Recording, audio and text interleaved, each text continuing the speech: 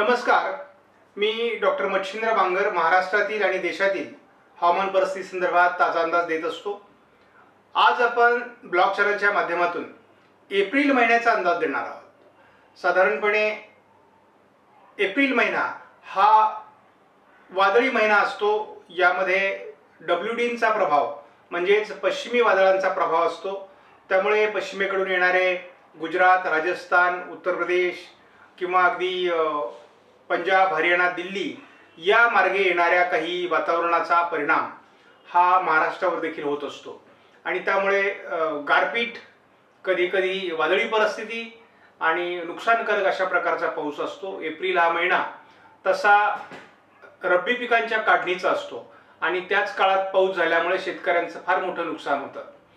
याच काळात द्राक्ष बागा काढणीसाठी असतात, याच काळामध्ये कांदे काढणीसाठी असतात, गहू हरभरे काढणीसाठी असतात आणि मग अशा वेळीचा येणारा पाऊस हा तापदायक ठरण्याची शेतकऱ्यांना शक्यता असते आणि त्यामुळे एकूणच या अंदाजाला फार महत्त्व आहे.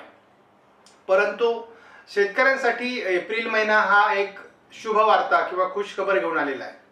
कारण जरी पहिल्या 2-4 दिवस आपल्याला पावसाळी वातावरण असलं तरी उरलेला जो एप्रिल महिना आहे तो आपल्याला फार त्रासदायक राहणार नाही असा प्राथमिक अंदाज आहे. म्हणजे अगदी 5 तारखेपासून पुढे अगदी 20 तारखेपर्यंत कुठेही फारसं महाराष्ट्रामध्ये पावसाळी वातावरण तयार होईल अशी शक्यता नाही. शिवाय शेवटच्या आठवड्यामध्ये थोडं वातावरण निर्माण होईल ही एक शंका आहे.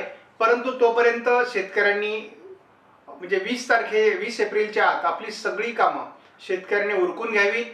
म्हणजे आपल्याला जरी 20 तारखेनंतर वातावरण निर्माण झालं तरी भीती बाळगण्याची गरज राहणार नाही आणि अगदी 20 नंतर पावसाचं वातावरण तयार होईलच असं ठामपणे सांगता येत नाही.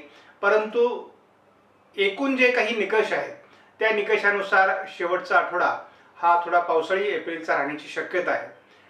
त्यामुळे आपण त्या संदर्भातले अंदाज शेती माझी प्रयोगशाळा या चॅनलच्या माध्यमातून प्रत्येक दिवशी देत असतो. आपण 48 तासाचा अंदाज म्हणजे 2 दिवसाचा अंदाज त्या ठिकाणी देत असतो. शिवाय आपला 10 दिवसाचा अंदाजही पेड ग्रुप जो आहे व्हॉट्सअपचा त्यावर चालू आहे. जर कोणाला तो पेड ग्रुप जॉईन करायचा असेल तर तुम्ही माझ्या व्हॉट्सअप ग्रुपला हाय म्हणून मला पेड ग्रुपला जॉईन करा अशा प्रकारचा मेसेज टाकला की आपण त्या ठिकाणी एक नियमावली पोस्ट करतो आणि त्या नियमावली मान्य असेल तर आपल्याला व्हॉट्सअप ग्रुपला त्या जॉईन केलं जातं. अतिशय नॉर्मल अशा प्रकारची एक छोटी रक्कम भरावी लागते आणि ती एकदाच भरायची असते आणि आयुष्यभरासाठी आमच्या चॅनलचे तुम्ही लाईफ टाईम मेंबर होता. त्यामुळे चॅनलच्या वतीने ज्या काही ऑफर्स असतील, सुविधा असतील त्या पहिल्या आपल्याला मिळणार आहेत. आणि मला आनंदाची गोष्ट ही ज्या ठिकाणी शेअर करायची आहे की 50 मेंबर लाईफ टाईम आपल्या चॅनलचे आज झालेले आहेत. त्याबद्दल मी त्यांचे मनापासून आभार मानतो. आपल्याला 1 मे रोजी आपला जो अंदाज आहे 2026चा तो अपडेट करायचा आहे आणि एप्रिल महिन्याचं दुसरं वैशिष्ट्य म्हणजे आता स्कायमेट आणि भारतीय हवामान खात्याचे त्याचबरोबर जागतिक हवामान काही संस्थांचे अंदाज या महिन्यामध्ये येत असतात आणि त्यांचं आपल्याला विश्लेषण देखील करायचं आहे. त्यामुळे आपले प्रत्येक रविवारचे व्हिडिओ हे यापुढे मान्सूनच्या हवामानावर विश्लेषण करणारे असतील. त्यामुळे आपल्याला या व्हिडिओंना फार महत्त्व द्यायचं आहे कारण आपलं पूर्णपणे मान्सूनचं विश्लेषण यामध्ये समाविष्ट असणार आहे. आणि लवकरच मला वाटतं पुढच्या आठवड्यामध्ये स्कायमेटचा आणि त्याच्या पुढच्या आठवड्यामध्ये म्हणजे 14-15 तारखेपर्यंत IMDचा देखील अंदाज येईल आणि त्याच दरम्यान जसाही अंदाज येईल तसा आपण जो पहिला रविवारी येईल त्या रविवारी आपण त्या अंदाजाचं विश्लेषण करणार आहोत. आणि आपण आपला पहिला अंदाज हा 26 जानेवारीला देत असतो आणि तो दिलेला आहे. त्याच्याशी याचं किती तारतम्य जुळतं तेही आपण बघणार आहोत.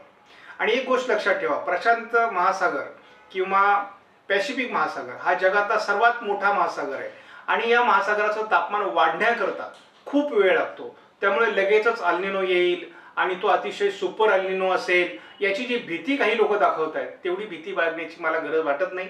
आणि जर आपण 50 वर्षाचा इतिहास बघितला तर अल्निनो सुपर अल्निनो जरी असला तरी देखील आपल्याला भारतामध्ये अतिशय चांगलं पाऊसमान बघायला मिळालेलं आहे. मी यावर ठाम आहे की यावर्षी दुष्काळ पडणार नाही आणि शिवाय अतिशय चांगल्या प्रकारचं पाऊसमान महाराष्ट्रामध्ये राहणार आहे.